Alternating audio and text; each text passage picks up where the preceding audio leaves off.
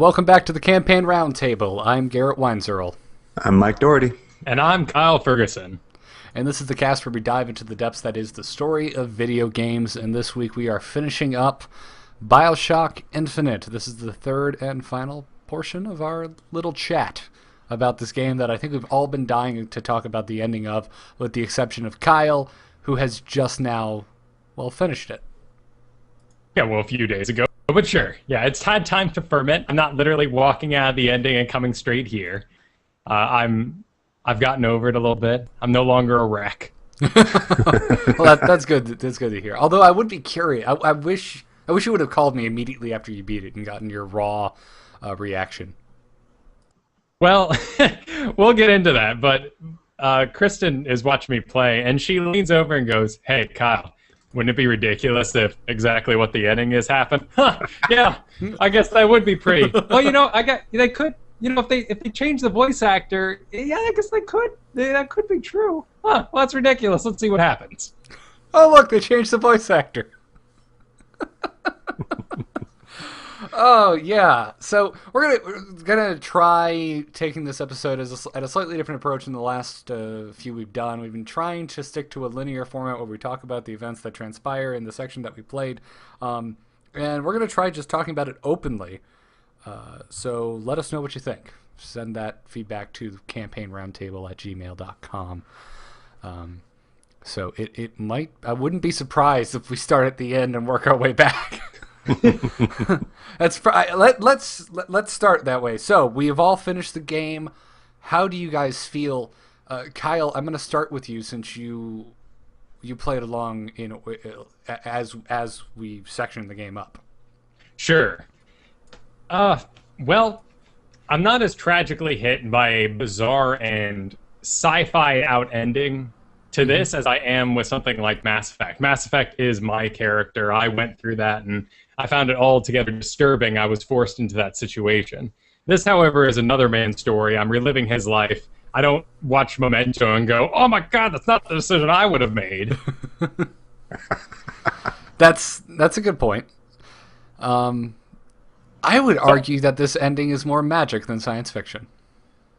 Well, sure, absolutely. I mean, you can go through this entire story here and make it mighty wizards battling for control of time. You really could, and I would like that ending better. Sure. I mean, what do you have? You basically have, once upon a time, there was a barbarian named Buktar, and Buktar, covered in gore, emerged from the battlefield, the last of his kind. And woe, on the horizon comes an archangel. And they actually talk about the archangel of the game. And the archangel says, "Lo unto me, the gods have deemed you worthy. Become a cleric in their name, and your child shall be restore the balance and sit on the throne and fires a mountain of men." And either you go never, and throw your flaming sword at the archangel, and it hits him in the chest. The archangel curses you and splits you in half, taking away that part of you that he wanted and running off with it. And for many years, you never hear anything ever again. If you're a barbarian, there's only one part they can take that you really want. But it is magic, and a lot of people have issues with that when science just becomes hocus pocus. I have an issue with that. It depends. I feel like I've been talking about Doctor Who a lot on all of the shows, just because I've recently got into it. I recently binge watched everything from the relaunch with Eccleston through. I'm now caught up and just finished the most recent season, going week to week on BBC. Doctor Who is very much like science magic, and I'm okay with it because they put that out there at the very beginning. Like, there aren't strict rules. We're making this up as we go. It's really a fairy tale with science fiction elements more than it is hard science fiction. Yeah. Whereas Infinite kind of rubs me the wrong way because for a large portion of the game, it seems to be just this commentary on history and a class system and racism. Well, it takes itself very seriously. Right. There's very little in the way of, winks and nods to certain things, any kind of just slight little jokes to the audience or something like that, just to take itself a little less seriously. And when things aren't completely perfect and they take themselves seriously, that's when you start to get a little against it in a way. Like Metal Gear Solid, for the most part. It's a ridiculous thing happening all the time, but they take themselves so seriously. And that's why most people, got rubbed the wrong way. This game, to me, feels very similar, like soul-wise, to Prometheus. You've got, yeah. You've got this fascinating, beautiful piece of artwork that they've made, but it's flawed in a lot of different ways. And some people are willing to see beyond that and, just kind of go with it and say, okay, look, maybe this is a little weird, but I'm okay. I'm willing to look past that. Other people are not going to be able to do that. I would think if actually this game ever became a movie, it would be directed by Ridley Scott. That'd be a movie I'd want to see. Yes, but I wanted to. It's funny. I don't disagree with that analogy, other than the one point that I feel I enjoyed BioShock Infinite and got hung up less than I did with Prometheus. I still really enjoyed Prometheus, but holy flying shit, did it have some plot holes. But it had some weird plot holes, less in the science and more in the why the hell is the scared guy now thinking that a creepy space snake isn't cute. He's not even the dude smoking pot in his suit. Yeah, that's no character in that movie does anything that makes any sense. Yeah, even but the it's robot. Still fascinating. Yeah, even the robot, which should have been an easy write. But so Kyle, what's your opinion? How do you feel about the ending of this game? I think it's a good culmination of everything that we've had over the past 10 years in video gaming. It does a really great job. It trips out at the end, but so did blossoming anime in the past. Every single one of those didn't know how to end itself, and some of them decided to go on forever until they couldn't go anymore instead of actually ending gracefully. This strikes me as an effort to complete something that was worked on for too long. And you had too many writers sitting around thinking about it, and eventually they had to come up with an ultimate reason why this game was going to end, and also justifying how you could make additional games. Yeah. Well, like you said, it's a work in progress. I mean, Kevin Levine, for the most part, his entire career, he's been making these games, BioShock games. The idea of, these crazy, heady concepts that are working their way into video games. And each one has successfully gotten more and more heady and less gamey. And this is just kind of another one in that line, and I get the feeling that the next one, assuming there is another BioShock and not just kind of like another, I don't know, Funky Shock, would be even further down that line, maybe even a little bit more successful. But even to the effect that they said it always starts with a lighthouse at one point. You're going, oh, well, you're just going to keep making the same game, but tweak it enough that it's enjoyable, and certainly it's great being in a foreign world and getting to explore it. Do you think we'll get another BioShock, though? Because now that the cat is out of the bag, so to speak, what would be the... This seems like the end of BioShock, almost. Oh, no way. I think it would be a very good end for BioShock, but it probably won't be because, let's face it, it's a cash cow at the moment. But I would kind of like it to be. Should there be another BioShock? What about this? Taking money out of the equation. What about if the elves and the dragons and all that of this world is the magic of multiple dimensions? Then you can have this game go on forever and basically pick out your different period in time, and this guy decided to take his whole nation underwater, this guy went to the sky, next guy takes it all into space in the 1960s. Well, they almost kind of break the fourth wall, saying that there's always a guy and there's always a lighthouse and blah, blah, blah. Mm-hmm. Almost saying that, there's always, as you playing the characters, there's always going to be this. And you're always doing this. You're always moving forward. it's not specifically breaking the fourth wall, but it's coming darn close. I almost felt like I should check my nose when the game ended just to make sure I wasn't bleeding a little bit. But I would like to see, like, it would have been like a real legal wrangle, but I think they even probably would have liked to even tie System Shock 2 into this. And all of a sudden, you're in space in like this crazy floating thing with, crazy computer being the nemesis there. Yeah. That way they could really just tie all the shocks together, because I would kind of like the next one to not be a BioShock, but like I said, some other kind of thing with a shock at the end.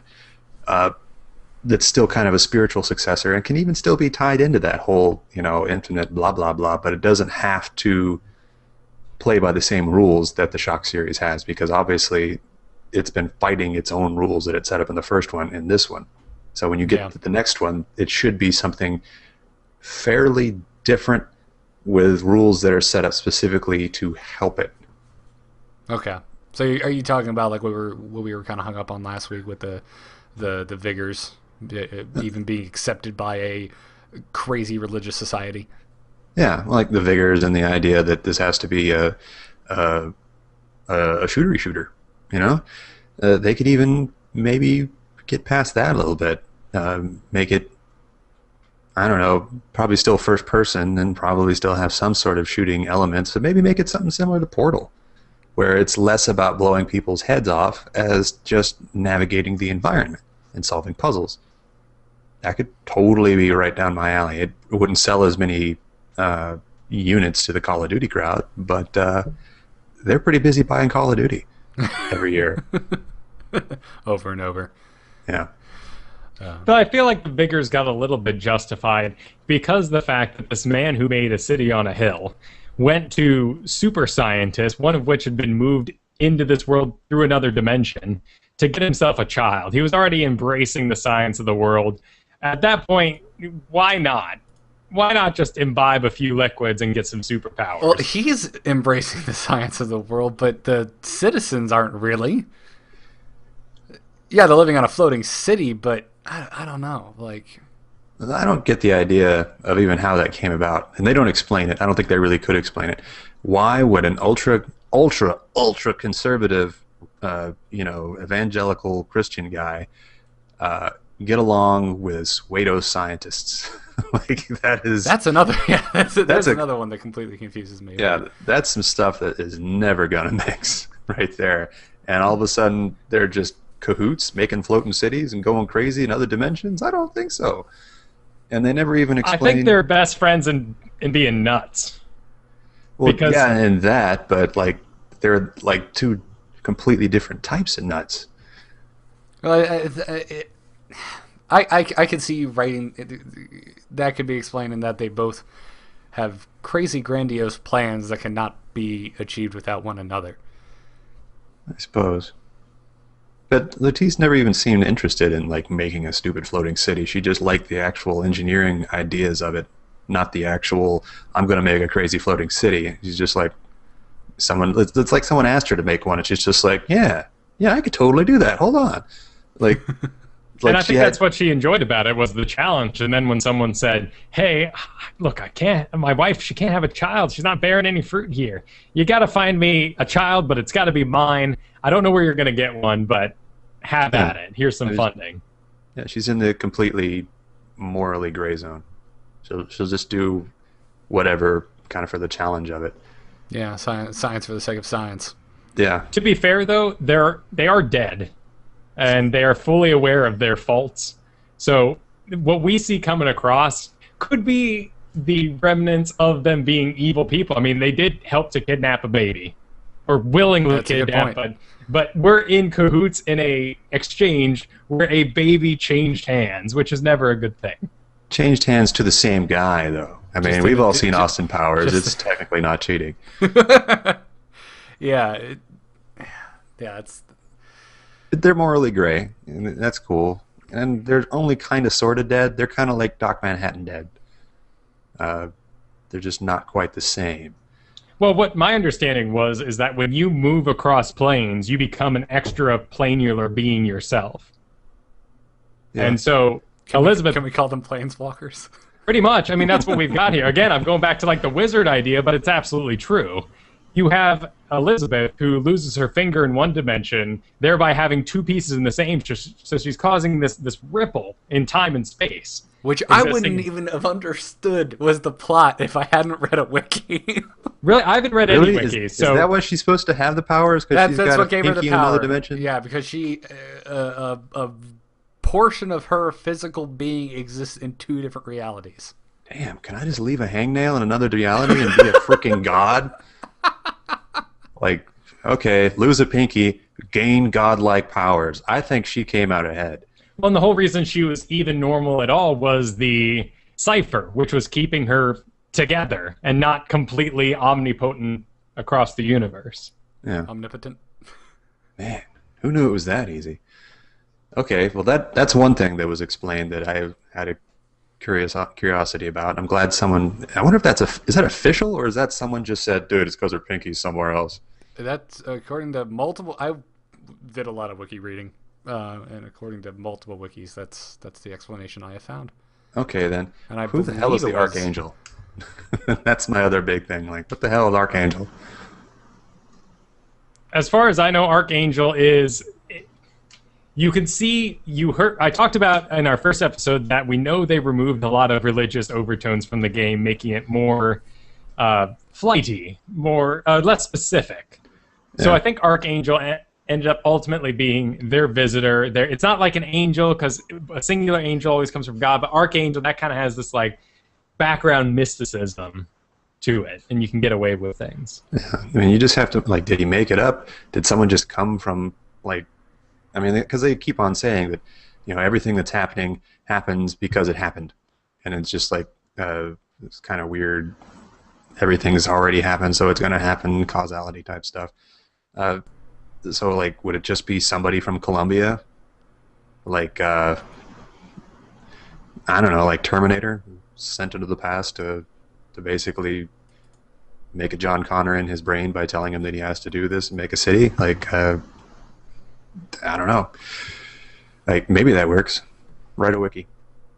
Yeah, that's the thing I couldn't find a direct answer on. When you're running through Comstock's house and you've been transported to the future, you are still getting those horrible glimpses of Elizabeth being tortured in the past. So extremely traumatic, important decisions or events happening can cause these tears. And this universe is already torn because of Elizabeth and other people, you know, opening up and leaving fingers in different places of the world. So that decision was so huge that it caused that rift at that exact time, which is why you had to go back in time to that point and end it there. Oh, her being tortured? No. Booker dying. Oh. Wait, Booker dying, or Booker's choice to be baptized or not? That's what I'm saying is the choice. The big decision that caused this break in time and space in the first place, which is why we had to go pre that to end this. Okay. All right, so that makes a little more sense. Man, I don't... It's very... Can you imagine, actually, if she had to leave a finger every time she opened a portal? Like, that was the price you pay for making portals. And by the end of the game, she's got, like, one thumb left, and she's got to use it to go back and smother her own dad. I guess my big question is, if we find out in the lighthouse scene with all the lighthouses, there's just an infinite amount of realities in which, you know, Booker became Comstock, Booker didn't become Comstock, Booker became Comstock, but he had an extra finger. Infinite possibilities, infinite realms. If that is true, which the game has told us is true, I don't understand what the point of anything is. It's like, I feel like it doesn't matter. Because you're fixing the loop here. Yeah.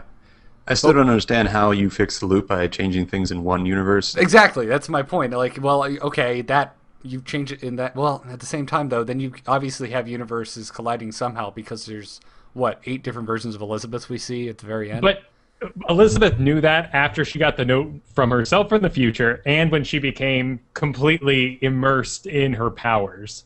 That's when she understood everything. The scientists who brought you into that world to stop Comstock because they themselves got murdered, they had no idea. They were merely enacting their own personal justice and giving you a second chance so they can have revenge. So they weren't trying to fix that at all. And time was completely ruined because Elizabeth exists. And to fix that, and to fix the original rip in time, which was you getting baptized and becoming Comstock, you had to drown. And that's why Elizabeth, as soon as you're dead, disappears. She no longer exists. Well, those Elizabeths disappear. But it's only like maybe 12. I kind of figured like, okay, she just kind of does it in batches. So she, that 12 fixed. Now we go on to the next million. Because I still can't quite get the idea that it solves every universe's problem. In some universes, Elizabeth she's a really busy woman. She doesn't have time to show up in a random river to see a guy get drowned. Yeah. Okay, and there is an after-credits scene, right, where Booker wakes up and calls for Anna, which was Elizabeth's name before she was put through a tear to bearded Comstock. Yeah.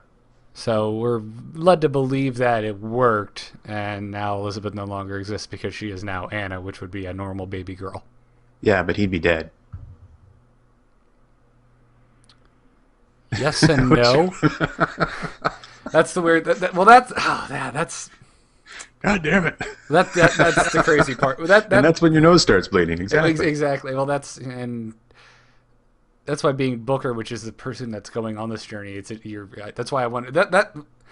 Going back to my point, I think I made either in the second or first part of this, is that I don't feel like the rules were well enough explained, and that's why I go, well, I just chalked this up to magic. Yeah. And that's what you should do here. And that makes it a lot more enjoyable, and in fact leaves a lot of room for sequels that can enjoy other sort of stretches and twists of this universe's laws. So we basically now have the scene in Nightmare Before Christmas with all the trees that are different doors to different worlds. Pretty much, yeah. Okay. The thing is, I don't want to do like any more of this reality bending physics stuff anymore. I'd kind of prefer to get back to like BioShock, where it was just kind of about crazy people. That's I think where I fit in too, and I think why I'm disappointed by the end of this game, and I'm not sure if I'm disappointed by the end or if I'm just disappointed by the overall arc it ended up taking that I wasn't expecting, which is this multi-plane string theory. Yeah, well, the game was much stronger in concept and execution when it was just about all the other stuff they had going, social inequality, crazy religion, the idea of, and also one of the things they kind of tacked on in the end was that Booker was Booker because he kept his sins as his own penance, and Comstock was an evil son-of-a-bitch because he decided that the river does absolve you of all his sins and that he was immaculate no matter what he did. And it's like yet another thing that they kind of tack on. It's like, okay, keep it to maybe just 15 really interesting, analogies to life. But that's why I'm saying, look at the length of the development in this game, and look how many things went by it. You had Battlestar Galactica, Lost, Shooter. I'm pretty sure they were close to done by the time Shooter came out, but you had a lot of different movies. Shooter?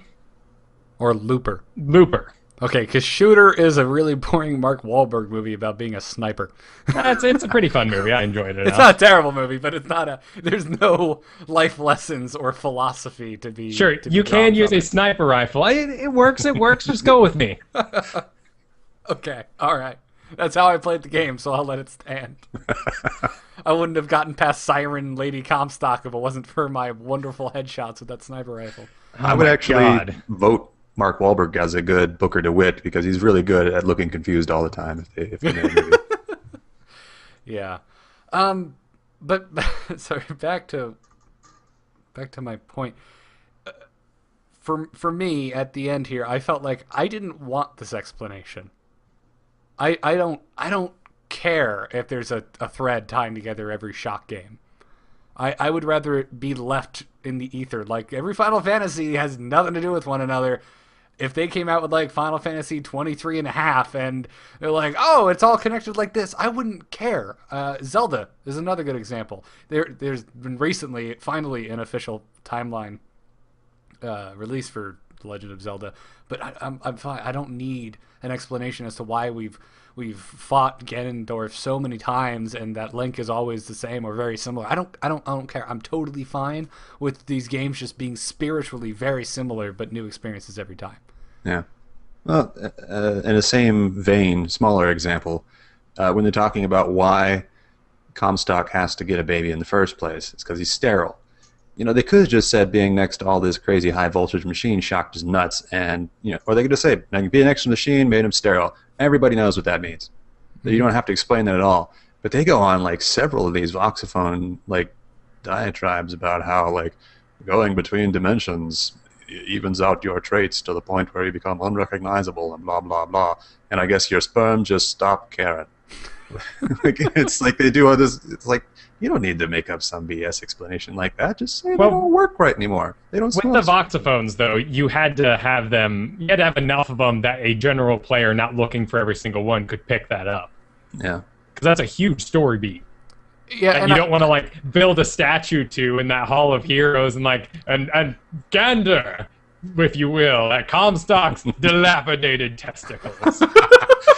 They made sure to put those voxophones right in the middle of where you'd be going to do the little Scooby-Doo investigative stuff when you're chasing after Lady Comstock's ghost. Like they were right in front of you, like you trip over them. Yeah, that was definitely some heavy story time. I think for me where the game really failed was that it stopped being a game towards the end. And it's always frustrating when you play a game. We're going to be playing one next week where anytime you fall, you're dead. But there are so many cutscenes when you fall and nothing bad happens to you. And this happens across a lot of different games, and I really hate that.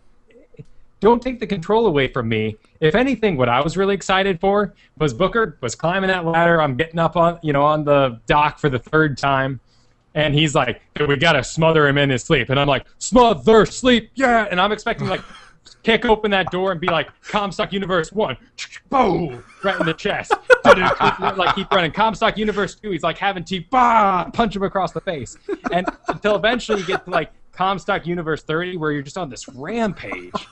And like a Tarantino directed Monsters Inc. just busting through the doors and you're covered in gore and murder, and you get to that final room, and because you've killed so damn many, you don't know this is happening, but they put a mirror of you across from you, and you're moving towards yourself, and he moves the same direction you move, but mirror, and you're both shooting each other the same thing, and then you get up close and you do a melee in the chest, but he melees you in the chest too, and oh no, you're both Booker DeWitt.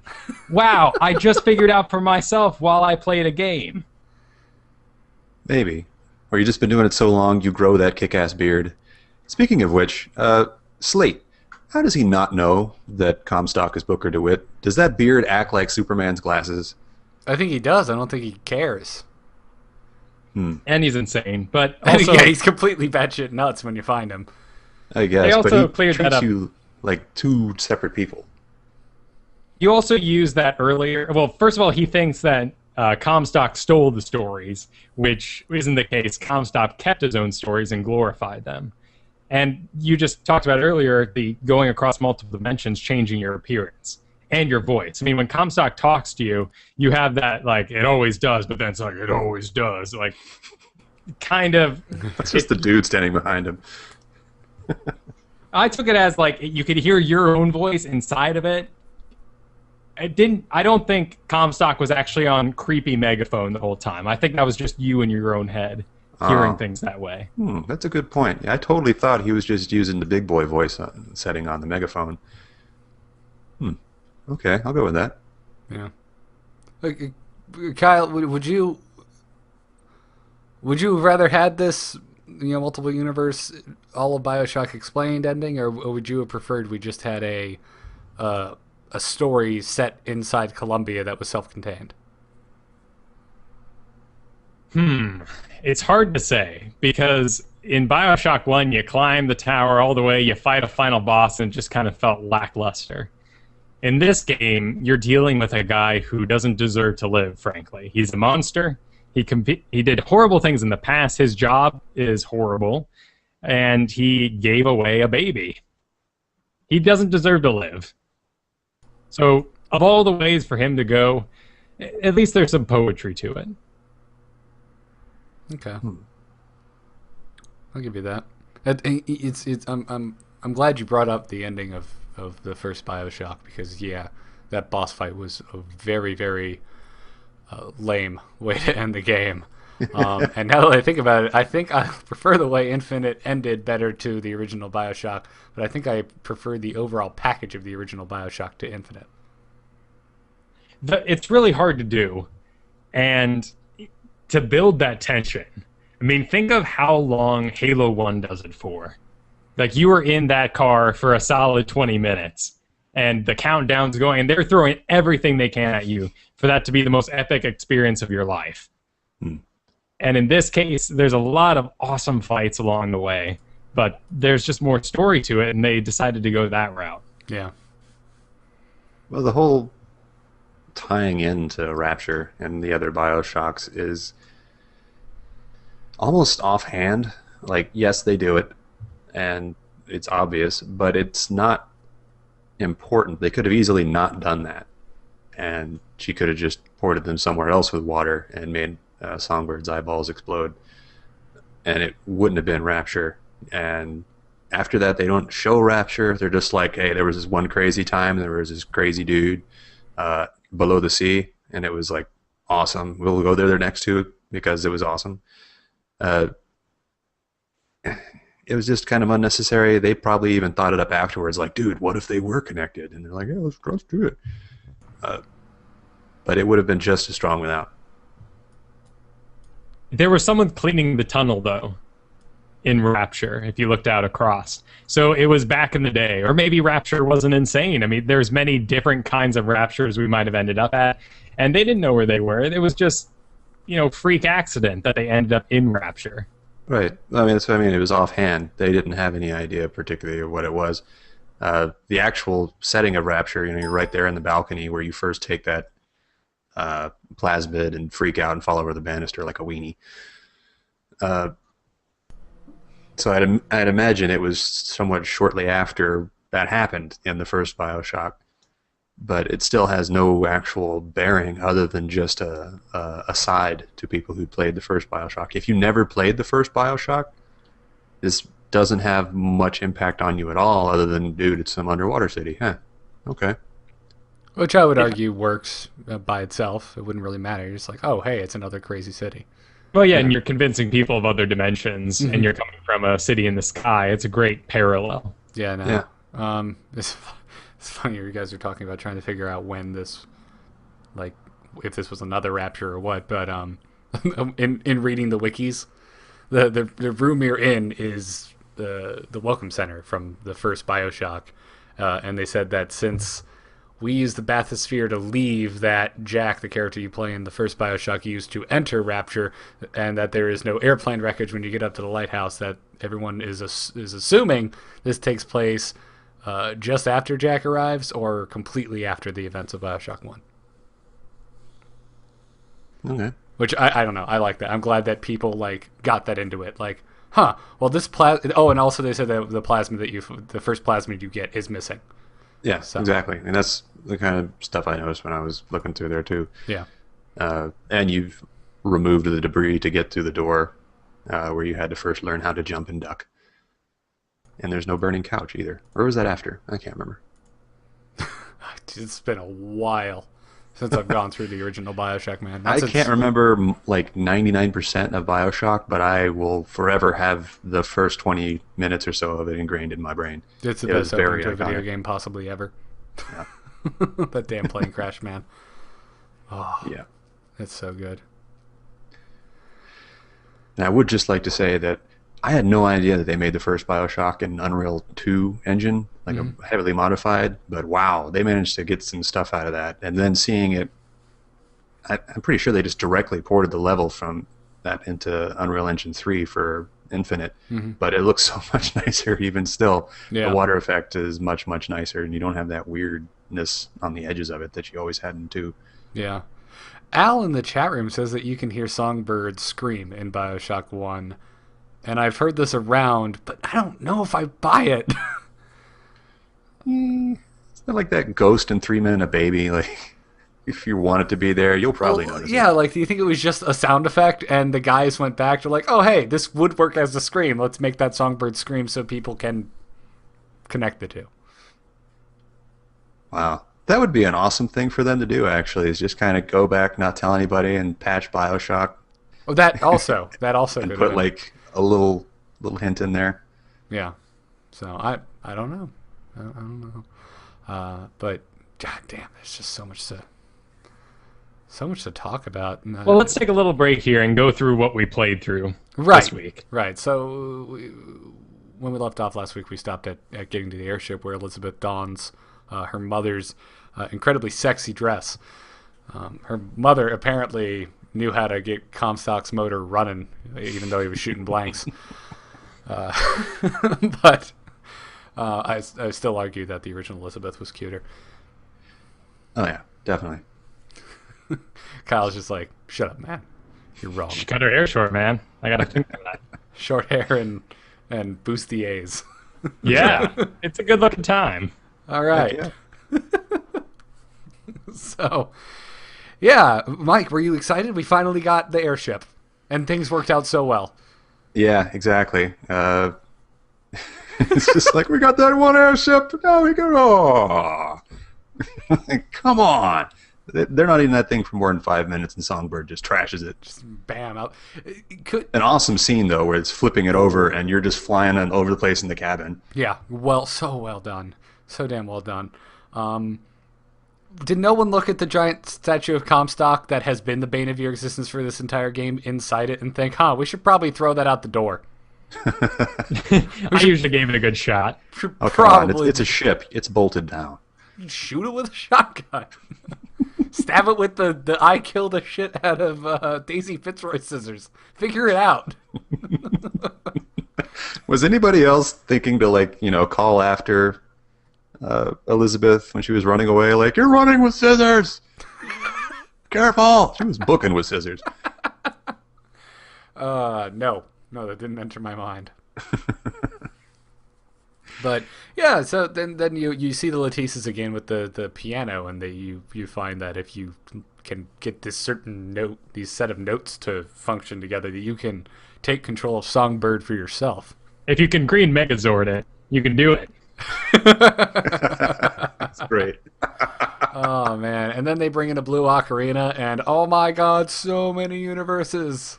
Oh, God. Can you imagine how lame it would have been if they actually put some music minigame in there to, blah, blah, blah with Songbird? Ugh. Again, like last week with the guitar, if there was a track with colored notes heading towards me, I would have been happy as a clam.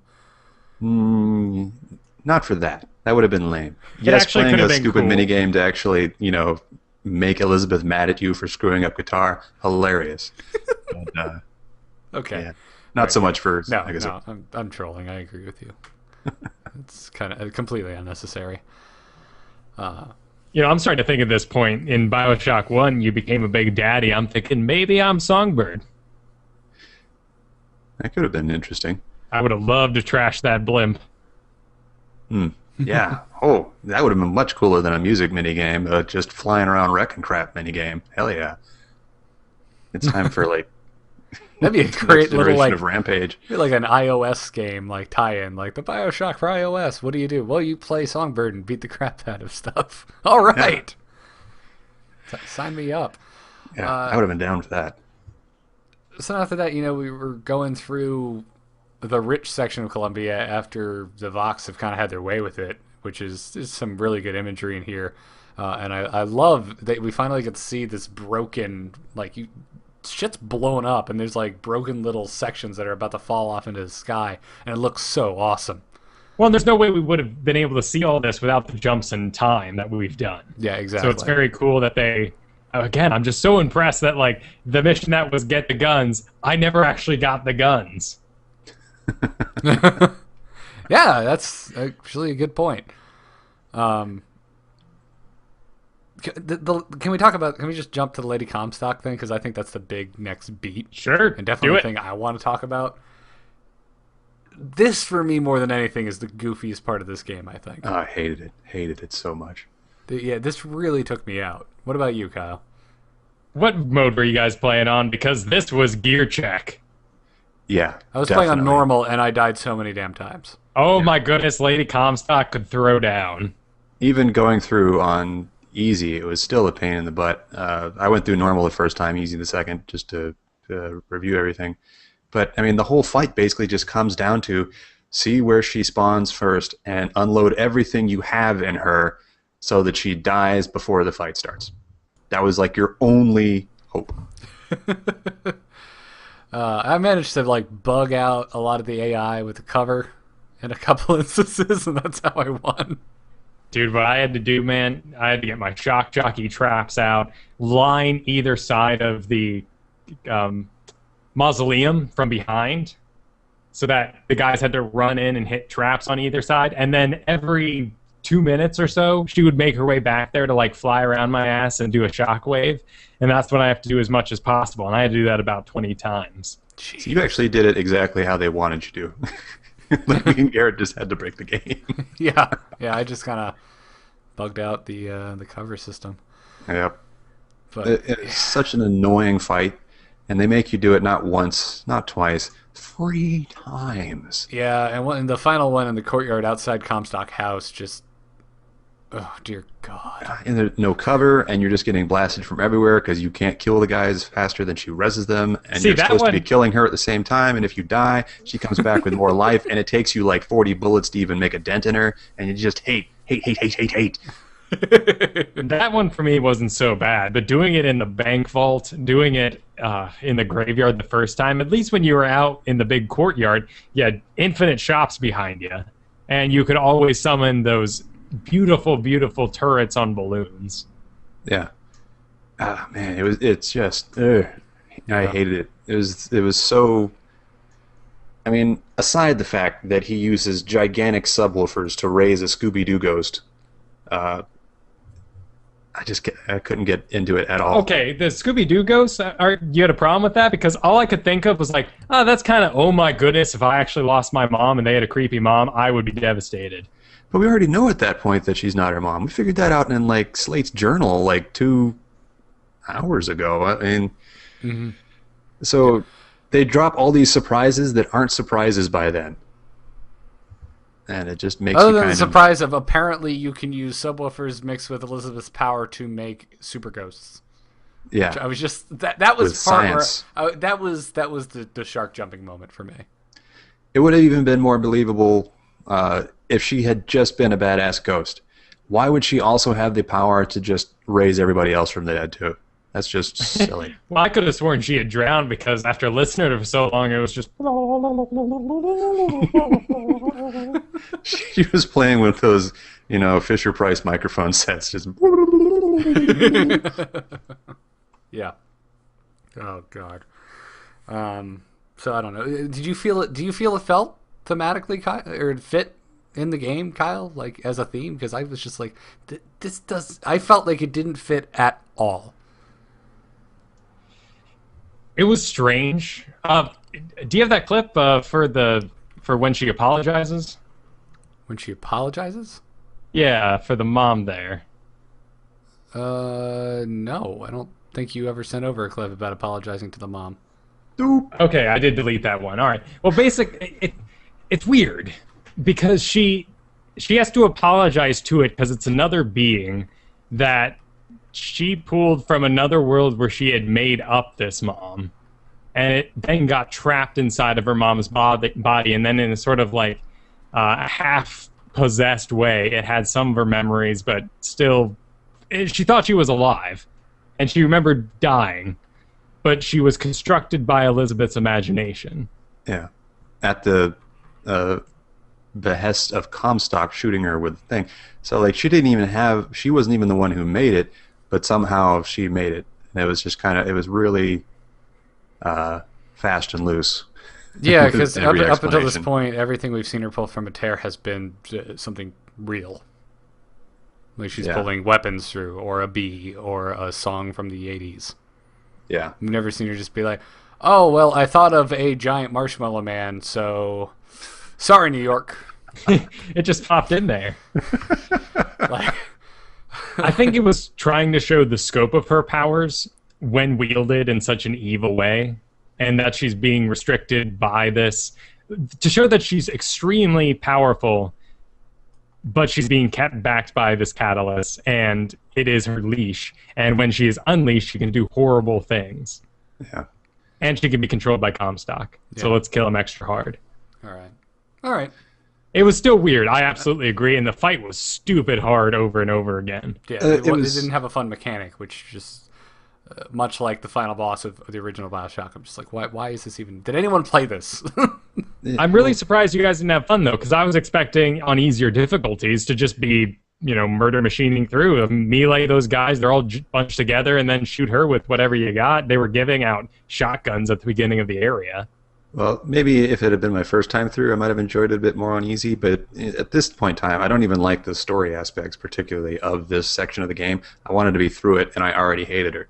So I just wanted it to be done as fast as possible. Yeah. I mean, there's basically two portions of this game that can be summed up as filler. There's Slate and the Hall of Heroes, and then there's Ghost Bustin'. And neither one of them needs to be there. The first one, I think, is obviously the stronger one with Slate because it serves a purpose of explaining Booker's backstory quite a bit. And it also Giving introduces... them a bonding thing between him and Elizabeth. Yeah, and it introduces the like using tears in combat mechanic. Yeah, but that could have been introduced anywhere. Right. But the world building they do in that section is wonderful. I don't feel Is- anything is added to the equation with this Lady Comstock bit. I mean, they No. explained a few things, but those all could have been done without having a ghost. Yeah, what you ultimately had to do there was communicate that Lady Comstock was innocent and she was a victim of Comstock. She wasn't in on the deal. Right. But I You think could've we put it even knew together- that, like previously. Like they're dropping all these bombshells that have already gone off. Yeah. Or it could have been or it just could have been done better. I felt like this was the point where they're just like, all right, we're gonna do a quick recap with a crazy ghost for all of you slow, inattentive players out there who just aren't getting all the plot points we're trying to lay down. So we're gonna give this to you. And that wasn't even the beginning. Like that wasn't even the start of the plot bombshell just vomit that happened afterward. Because after And this, this- it's just like, Yeah. Oh, boy. here's all the craziness all at the same time. Well, it has to be so hard to do a story like this when you've been working on it this long. Yeah. Thinking, do we need to remind them what happened? What if someone like, oh, that seemed like a really big beat. We should probably take some time just in case someone took a week off to reiterate some of these things. Yeah. But if you're playing straight through, and if you made this game, you have no idea anymore because you've lived and breathed this game for several years. You don't 5 even know what the years. story is at this point. Yeah. So anyway, moving on from Lady Comstock, I think it's just tedious. What is it about great games kind of fumbling in the final act? Like, think of the original Half-Life, man. That ended with you fighting a giant naked baby. Like, how lame. How lame Pretty was lame. that? BioShock 1. Giant buff naked dude. Well, Lame. Garrett, you and I, we came from similar backgrounds of art school and having teachers who critiqued very hard. Even, when we do good stuff, they would find something to niggle over and tease you about because nothing's ever perfect. And, a lot of people probably listen to what I talk about in the show and, think I'm such a bastard because I'm always pointing out stuff that I don't like or I think could be better. And it's not that I don't like it. I love this game. I love everything we've done so far. But I'm going to point out stuff that looks a little weird because Yeah. that's more helpful than just talking about how much I love things forever and ever, never, never, Yeah, never. no, I agree entirely. It's funny you bring up critiques from college because I'm sure that teacher we had senior year would have gone up to the wall during BioShock Infinite Critique Day, pulled Lady Comstock off, shown it to the artist who did it, tear it up in front of him, and throw it in his face and tell him, "You can do better." Yep. Teal, if you ever happen to listen to this in an alternate reality, love you, man. You're like Dr. Cox from Scrubs. There's a little window into Mike and I's life. Friggin' Batwings. That my cousin, who didn't even go to school, anytime art comes up, he just goes, oh, "Fucking Batwings." That's an inside joke we'll have to tell for another day. Yeah. But yeah. Anyway, so we gain entry into the Comstock house, which, by the way, the entire reason we went to find Lady Comstock's corpse was to steal her hand, which I find hilarious. Yeah. Like, Elizabeth's not playing anymore. Hey, dead mom. Guess you're gonna be a lefty now. I need this. That was, of course, the gain entry into the house. Which starts the second weirdest bit of this game for me. Which was, as you're going up, we get attacked by Songbird, and Elizabeth gets carried off, and we almost die. You do die, in my opinion. I don't think we do, but You're an extraplanar being, man. If Comstock is coming back, then you keep dying here. And you're just invincible because you're spanning multi-realms. I think we're playing one version of Booker who is alive through the entire playthrough. That could work too. That's the way I perceive this game. Anyways, the Or important hey, part how is about this? How about we actually do kill all the Comstocks in all the different worlds slowly over the game? And each time the door opens, they're grabbing another one in. And he just has to be like, my brain's trying to adapt. Okay, I've got some memories. I think I remember what happened. Let's go. I got the cliff notes. Just put me in, coach. Yep. Oh, man. This is all stuff that probably came up over the course of the 5 years they took to make this. Think about how much pressure it would have been to decide on all the different ways you could have handled all this stuff. I mean, we're just ballparking crazy stuff. There's probably a lot of actual good ideas that we're not thinking of that they probably did and had to say, nah, let's try this instead. God, that must have just been... Oh, I'd love to see the whiteboards over that Irrational Games, man. The file cabinet's full of brilliant ideas that have never seen the light of day. Yeah. So, trying to get back to Elizabeth, Booker goes through a tear, and you're inside Comstock House, but it's an asylum prison thing. I have no idea what that's all about. It's cool. It's creepy. It was probably like made me feel closest to BioShock 1 in terms of just atmosphere. Like, I was creeped out. I didn't want to see anyone. The enemies fought like the slicers. God, I love them. This was my favorite part because I'm sporting fully maxed out shotgun and fully maxed out Buck and Bronco. And I loved every minute of this. Yeah, but what was with the dudes with the worst designed helmet in the history of anything? Well, they were speakers. They were putting out the mind control. Because, I mean, this is Elizabeth in the future. She's been fully indoctrinated into being the seed that's going to throw fire at the mountains of men. And she's designed this world now. And it's in complete disarray. That's because she's made it 100% a war factory. And with her conduit fully embraced, I mean, there's a voxophone you come across where she says she doesn't even want to take it off because she's too afraid of what her powers could be like. But that doesn't mean she didn't experiment with it and plop them on some dudes and make a bunch of zombie munchkins. Okay, I don't know. I just thought it was. See, I had some weird idea that all these guys, they seem to be suffering from the same multi-dimensional my nose is bleeding and I can't think straight stuff that, like, the guys we killed earlier were. I figured maybe Comstock or Elizabeth just kind of rounded them all up and shoved them in here, and she had these other crazy dudes. They were like the head crazy dudes. and she made up this crazy helmet that looks like a stress relief doll when you squeeze it real hard. But we did have to go to the warden's office, so this could very well be a mental institution, but if she was indoctrinated like that, it stands to reason that these guys probably were too. Okay. Maybe. I mean, or they could have just shoved them all in there with her because she's the head crazy. Sure, let's get weird. Why not? Yeah, that's the whole asylum bit. I enjoyed, but again was taken out a bit. Taken out of the experience. It felt like it broke. Yeah, and then there were normal guys in there with turrets, like just in the middle. That's when I absolutely got confused. When I was in there and I didn't see anyone, I'm like, okay, maybe this is just some crazy dream sequence. But then the normal soldiers show up, and I'm just like, I really don't know how this place would operate. Yeah, it's like, what are they doing? Just chilling around, eating sandwiches and stuff, while there's crazy people walking everywhere and giant headphone wearing guys. What the hell? Yeah. And they don't even like my second playthrough, I snuck through. It's made to be snuck through because it's a pain in the butt to kill all those guys. Mm-hmm.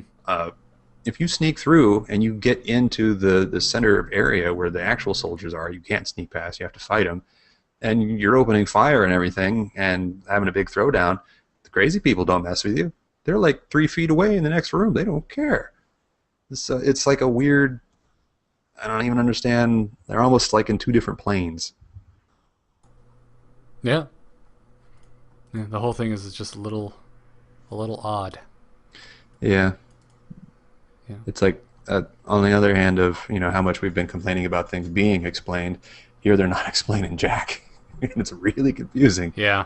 But it's really adding to the atmosphere. You're coming across these riffs where you're hearing Elizabeth being tortured over months, in fact. Yeah. And they're done so well. You feel so bad listening to her scream, like, holy crap. And being stuck in this world, you feel so helpless. Yeah, this part of the game I was playing frantically for like the first time throughout, I think, my whole playthrough. My whole playthrough, I was walking through this game so slow, and this part, I was just like, no, you son of a bitch, I am going to find Elizabeth, and I'm going to kill you. Well, yeah, I actually, my first playthrough, I got a little mad at the game, kind of in the same respect of, you're talking about at the end of Mass Effect 3, where you feel like the game gave you no choice but to do this. I felt the same way here. It's like, here you're witnessing Elizabeth in grandiose pain. You're seeing how much you failed. The horrible future has happened, and everything's just horrible, and it's all on you. And she's saying how much I had faith in you, and you disappeared, and blah blah blah. You weren't there, and you're just like, but I've just been doing what I do all the time. I go forward. I shoot people, and I win. It's been 5 minutes. Yeah. Come on, man. Cut me some slack. And I was getting a little mad about that. Yeah, but the voice actor for Booker is saying throughout this entire last third of the game exactly what we're all thinking. Elizabeth, what is this? I don't understand. Exactly. Yeah, pretty much, yeah. But then we get to this part that for me was very odd, and we get to a really awesome part of the game where we see Elizabeth in the far future hanging out over New York, which we got a vision of before, and we got a clip of that. The seed of the prophet shall sit the throne and drown in flame the mountains of man. Say what you will about Comstock. He was a hell of a fortune teller. Wasn't the torture that broke me. Wasn't the indoctrination. It was time. Time rots everything, Booker. Even hope. I was coming. Songbird.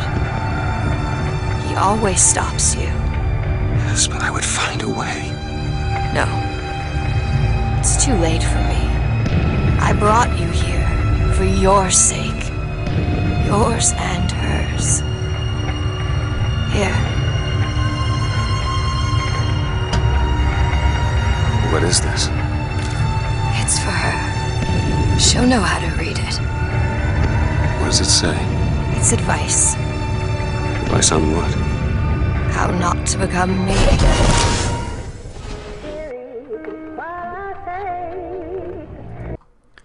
So future crazy Elizabeth suddenly is self-aware of how crazy she is.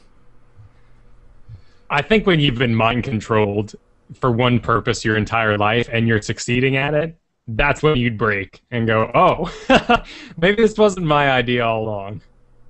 Or was it the She's introduction not just of mind control. The whole idea with Elizabeth is that she's an abused person.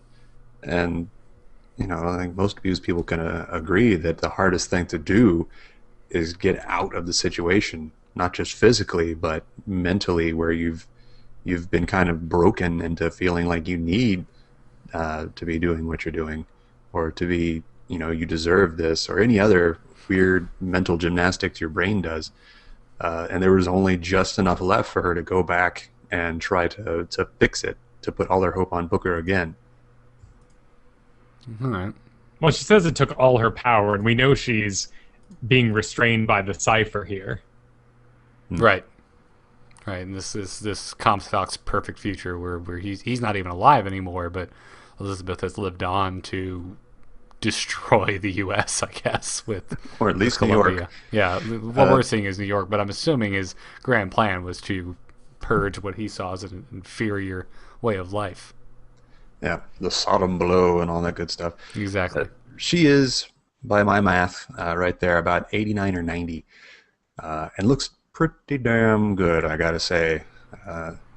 Bookers are built to last, I guess. If you utter the word GILF, I will hang up on you.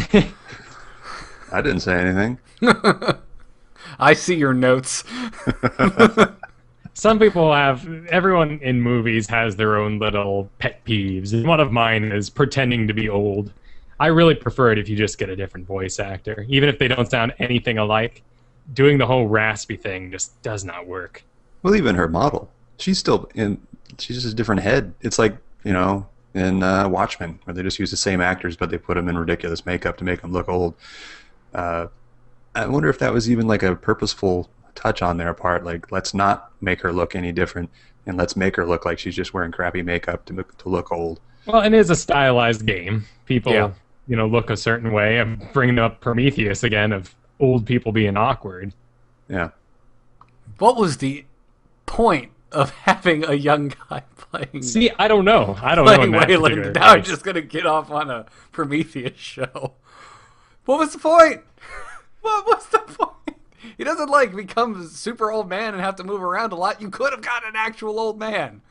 Probably because an old man would have asked too many questions about the script. Like, what? What the hell is this crap? Why would I do that? Okay, but yeah, I liked this portion. So we get the note that I don't. What is this language that it's written in? Is this? Well, this is what people write in when they're planes jumpers. Well, it's her ciphers. The little puzzles that Elizabeth has helped you solve in the side missions. Oh, you're right. So only Never she can mind. read it. My apologies. Now, has anybody on the wide internet of nerddom actually taken the time to try and decipher what's written on the note itself? Because they never actually tell you. They just kind of summarize. That'd be interesting. I doubt it. I don't think so. I would be surprised if anything actually matches up. It's probably just a randomly arranged symbols. Well, and I'm expecting some, 555 telephone numbers here, but I would purposely go out of my way to make sure that makes no sense. See, I would have put something like, congratulations, you are a level 47 virgin.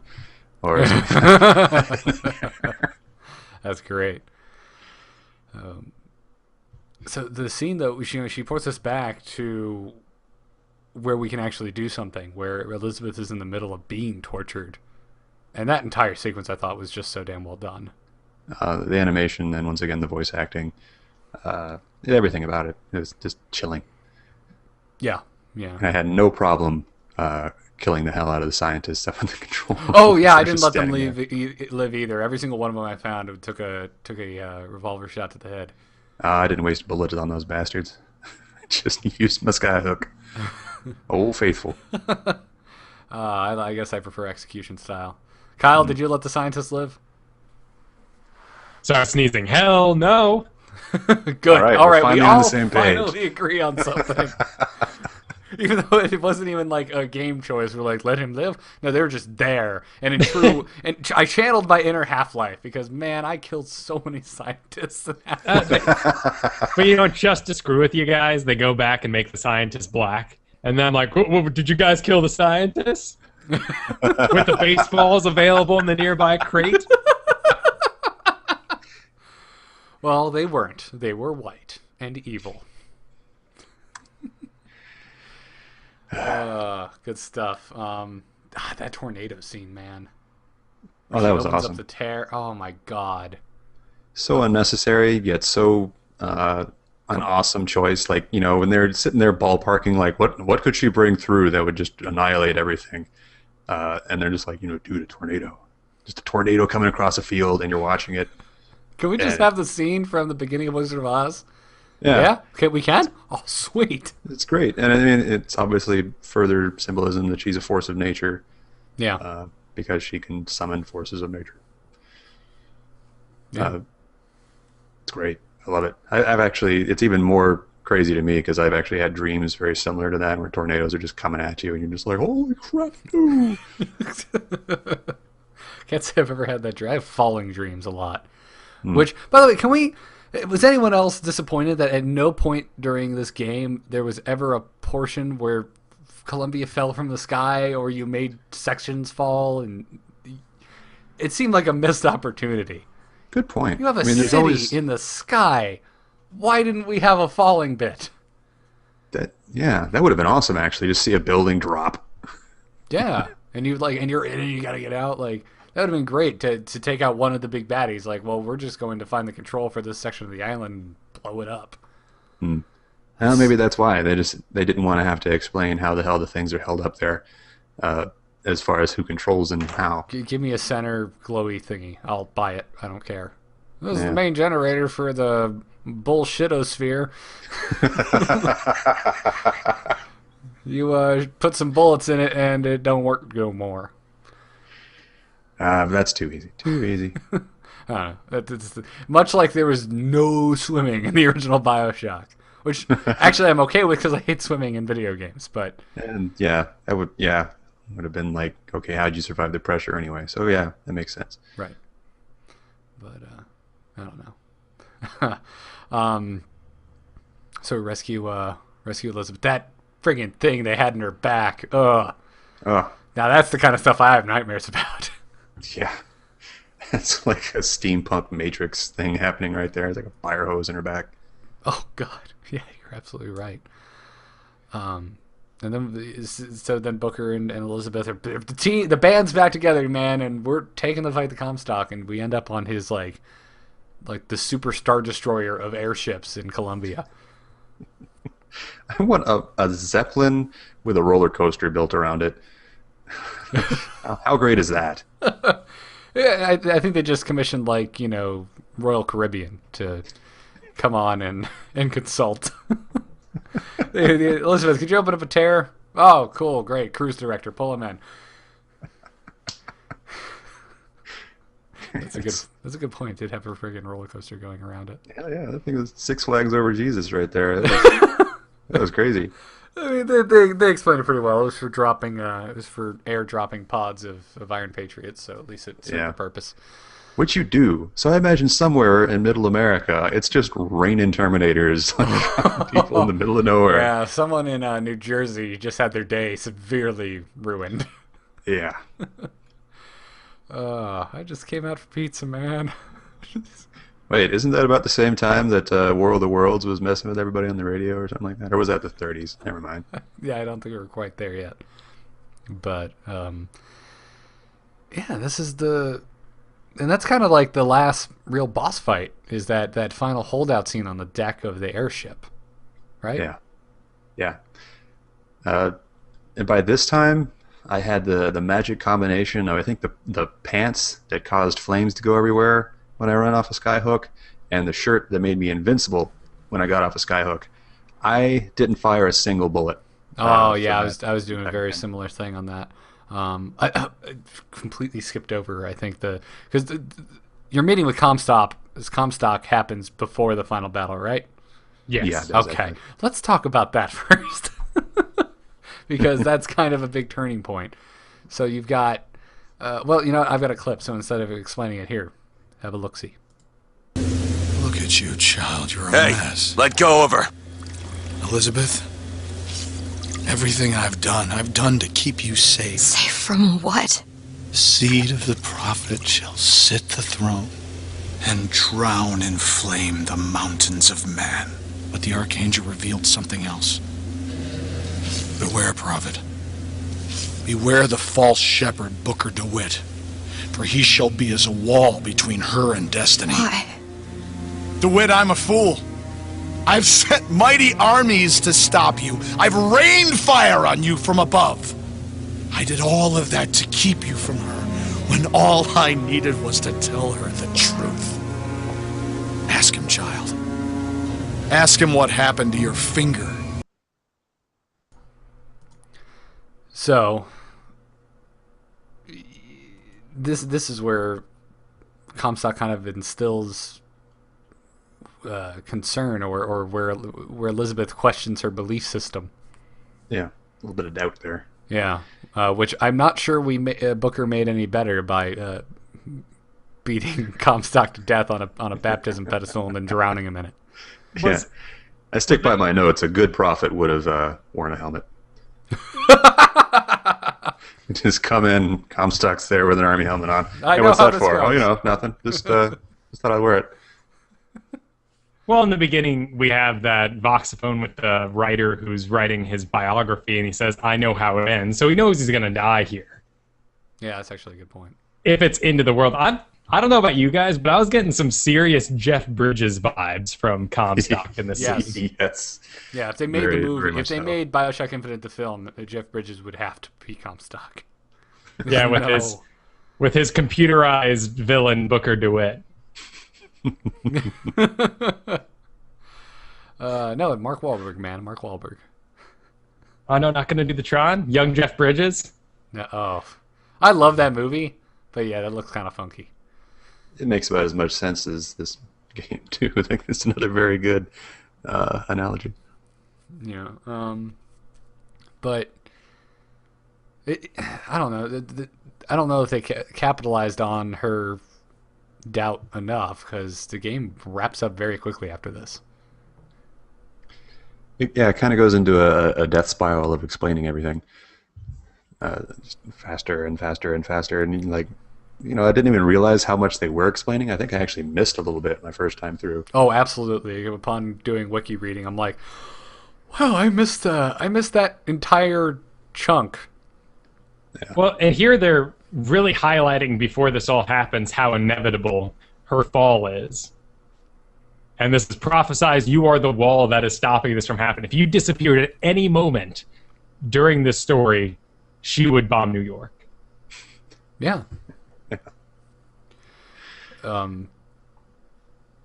Which is just so crazy when you realize that you're also Comstock. It's just like, but I was kind of always there. I was just a crazy guy, but that's neither here nor there. So after you get through the long fight on the deck of the ship, you guys figure out, like, oh hey, we can just bust open the Songbird Comstock statue and take the whistle out of it. Boom, we got ourselves a Songbird. Yep. Yeah, and then the whole thing was to destroy what was left of the tower, so that the cipher was no longer restricting Elizabeth, and just all hell breaks loose because you lose your flute. Songbird comes to take a swipe at you, and bam, we're in rapture. Yep, and she goes full demigod here. Oh, yeah. Mm-hmm. She's not even, like, sweating. She just... And you're in rapture. Yeah, which I immediately went, is this? This isn't. Oh my god, it is. Yeah, definitely. And you feel so smart at first. You're just like, oh, I know where I am. And then they totally explain it to you, and you're just like, yeah, I guess everybody knows where we are. Like a little kid. Honey, look, it's the lions. God, right, I know it's the lions. Think I wear this lion shirt every day so you can point what lions are? Yeah, so... yeah, I mean... I think we've discussed the ending enough. Are there any other points you'd like to make? Well, go ahead and roll this pile of facts I've put together. Yeah, okay, this probably wraps up the interesting spiral of fact bombs that happens. Anna's gone. You shared this room with your regret for almost 20 years. Until one day, a man came to you and offered you a chance at redemption. See? He's starting to put his story together. You're quite fond of this theory of yours. He's manufacturing new memories from his old ones. Well, the brain adapts. I should know. It's us. Not exactly. We swim in different oceans but land on the same shore. It always starts with a lighthouse. Not until we find Comstock. Comstock's dead! No! He was here. How do you know all this? I can see all the doors, and what's behind all the doors. And behind one of them, I see him.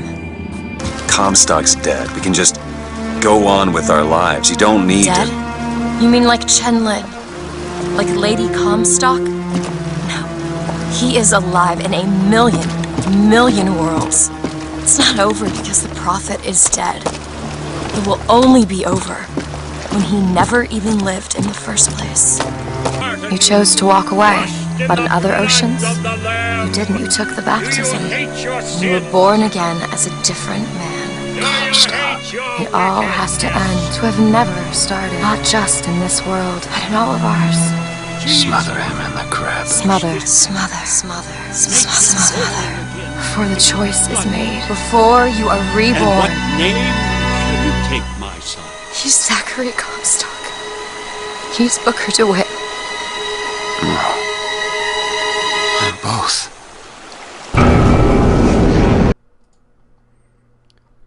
Man, that end. I'm not sure I'll ever forget finishing this game for the first time and just being the largest type font, the boldest bold you can get, WTFing. I was a little let down, and I was the first one of the three of us to finish this. I mean, I think I finished this before you even started playing it, and thinking, man, they had this great multi-dimensional time jumping thing that was really confusing and stuff. I would really hate it if it ends the same way every multi-dimensional time jumping thing ends, with "it was me the whole time," and that's exactly how they ended it. It's like you have to end everything like that. I can't really even think of a single one that doesn't end like that. Can you guys? I can't even think of a good example of a story like that besides maybe Looper, but we're aware of the fact that it is himself. Like there's Looper. I think of like Futurama, Bender's Big Score. Okay, right. They're probably the ones who, it's weird to say, but they're probably the ones who've done it the best, right way so far, even though it's comedy. Yeah, Sure, but that's pulling from other tropes in different movies. I think this is a great ending to a story. I don't think it's a great ending to a video game. It's not interactive. Yeah. It's just happening in front of you with a character that you've come to love. And it's a little disturbing, as in any game, learning that you're not who you think you are for this entire game. You are, in fact, a pretty bad person along with that. Mm-hmm. Yeah. As far as that goes, yeah. The revelation that I am Comstock, blah, blah, blah, could have been done a little better, and maybe it is just kind of funky to put on a game like this. The actual presentation of how it was done was very moving and very successful, I would say, even though the actual underlyingness of it is not. You know what I mean? To a point, yeah. Making kind of weird points there, but yeah. A very well done, flawed thing. The way they decided to do it, while not the best way to go for a game ending, was very well executed. Yeah, sure. Their execution and polish is very good, whether or not we agree with the story. Well, inevitability is a hard thing to deal with. And there's movies that have tried.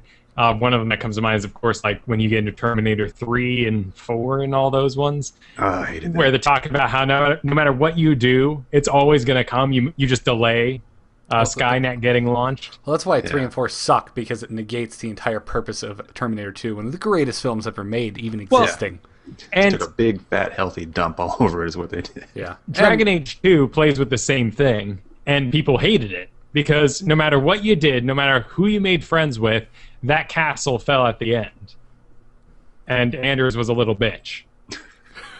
I haven't played Dragon Age, and now I want to play it.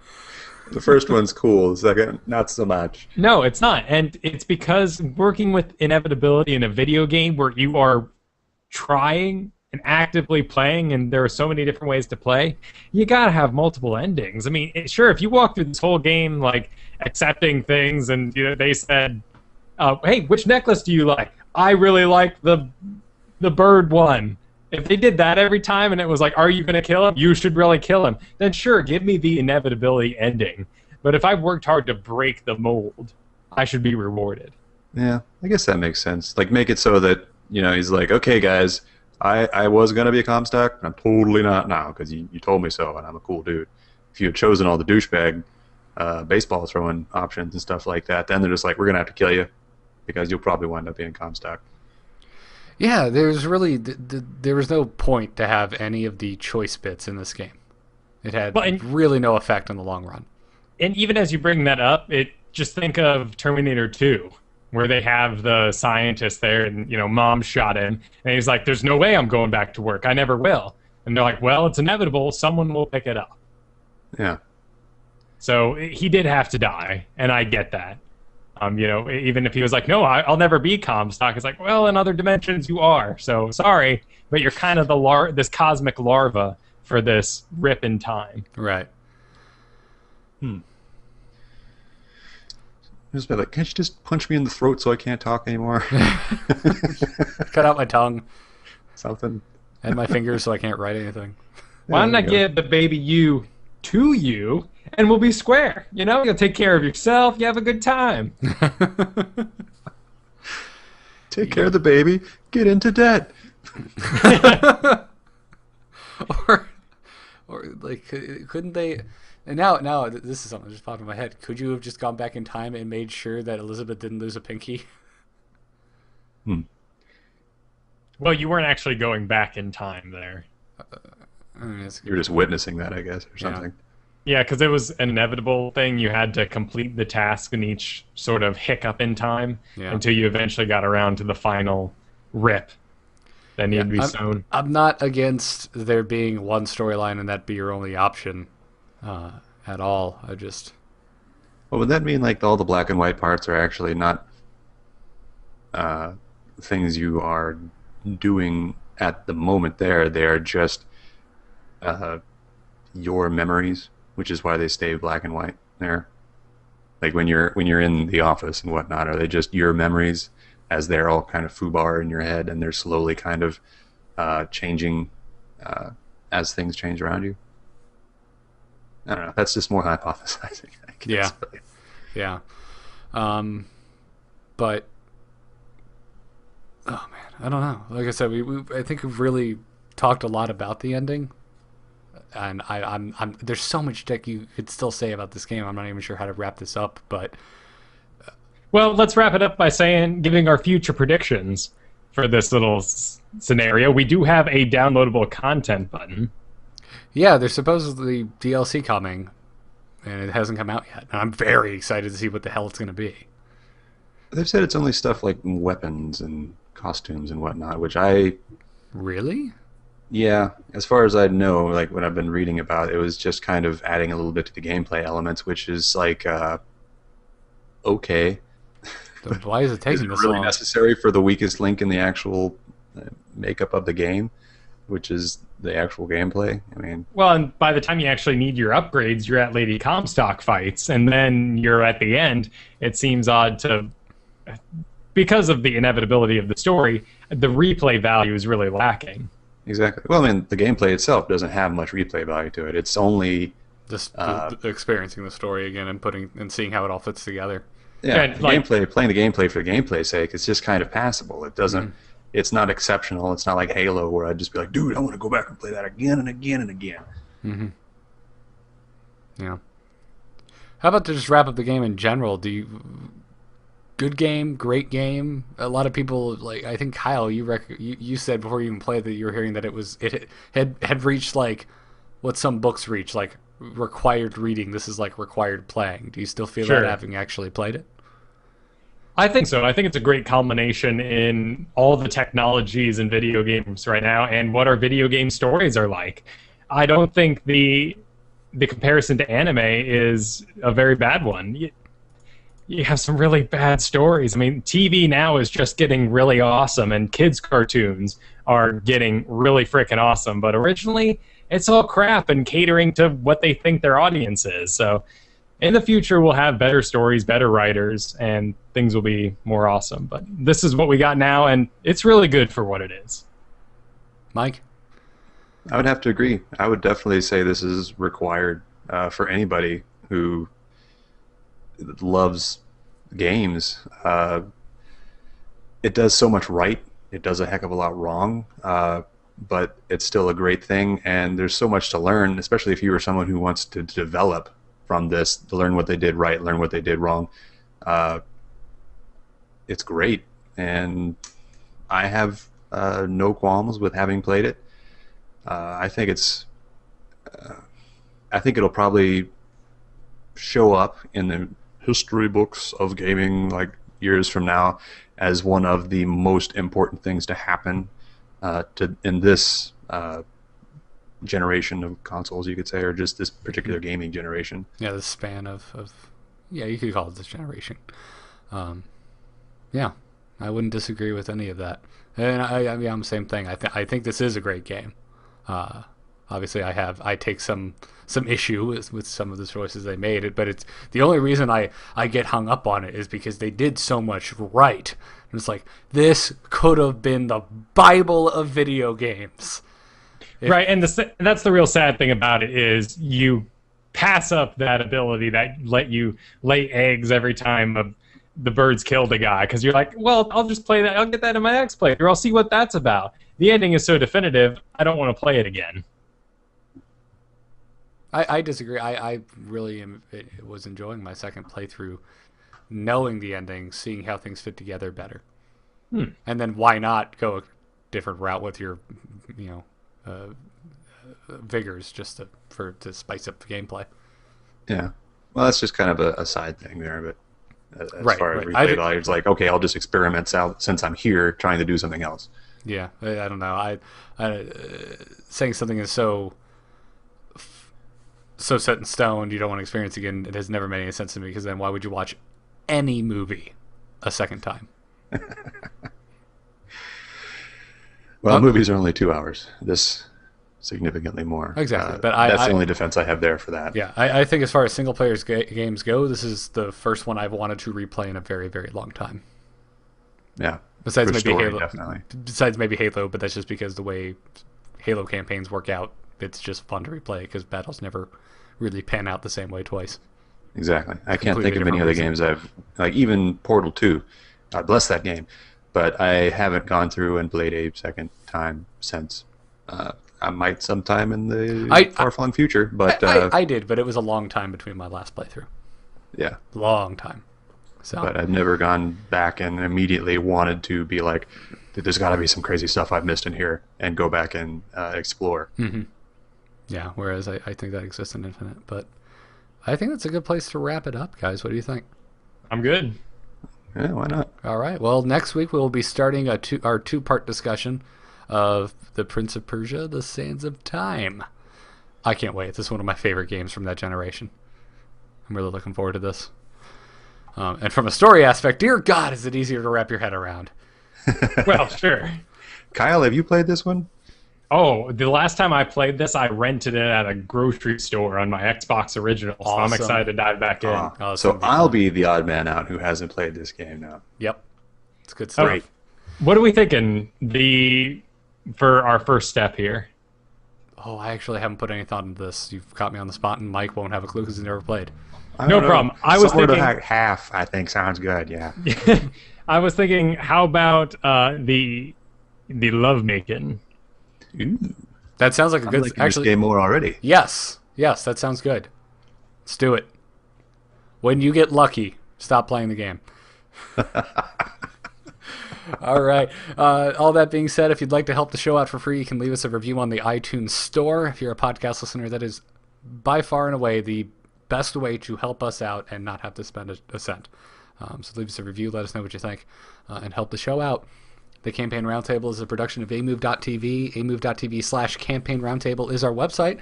You can subscribe to the podcast on iTunes, the VODs are on youtube.com/StarcastShow, and we record live every Tuesday night at 6 p.m. Eastern at amove.tv/live. Email the show. We'd love to get your thoughts on the games that we cover, future games, and if we get enough emails that come in late, we'll just do a feedback episode. We're not really sure how we'll handle all that, but you can email the show at campaignroundtable@gmail.com and join in on the conversation. And you don't even have to type. You can send an MP3 or a video attachment as well. Just keep them short and to the point. Follow us on Twitter at CRT Show. I'm at Garrett Art. Kyle is at Kyle Ferguson, and you can find Mike at MSD Artist. And check out nomoonart.com for my stream design work if you need any freelance work done. And big thanks to our sponsors, DogHouseSystems.com. That's what I play all of my games on. It ran BioShock Infinite beautifully. So if you are in the market for a new gaming rig, go to DogHouseSystems.com, use our code CRT, and you'll get double memory for free and support the show directly in the process. We thank you all. Hope you enjoyed our journey through BioShock Infinite, and we'll see you next week with Prince of Persia: Sands of Time.